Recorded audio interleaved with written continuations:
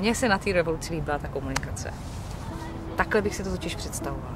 Takhle, jak to bylo v té revoluci, že lidi spolu mluvili, šlo jim o určitou věc. Takhle bych chtěla žít. No a to samozřejmě jasně spadne. No. Tak se musí hledat něco takového, buď teda v rodině, v hudbě.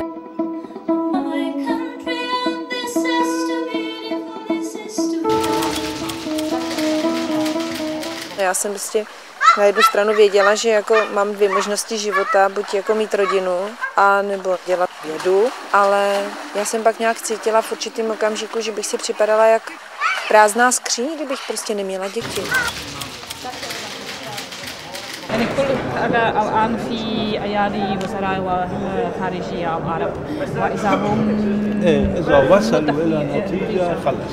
Prostě to není šťastný život, takže nemůžu říct, že žiju šťastný a spokojený život. Ale když se něco podaří, co chci, prostě politický krok a já ho ovlivním, tak mám hodně dobrý pocit a možná, že mě tenhle pocit nahrazuje štěstí jiných lidí. Já jsem pořád to psaní měla jako radost.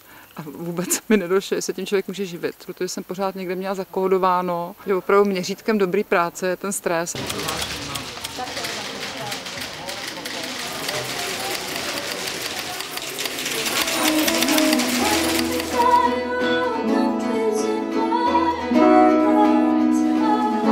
Asi jsme nevěděli, že ta společnost je až tak prohněla. A myslím si, že to je taková, když se řekne dneska 20 let, v podstatě velká deziluze. Já jsem skutečně pracovala ve veřejné správě ty 2 roky na velmi exponovaném a intenzivním místě a pochopila jsem, že to není moje parketa, protože bych to musela dělat s vědomím sebepoškozování. Já myslím, že je potřeba s tím světem hýbat, nebo to špatně dopadne. Já mám strašný pocit odpovědnosti za věci a já jsem bohužel jeden z těch narozených s tím řemenem světa. The only solution is the personal revolution. A to se mi moc líbí.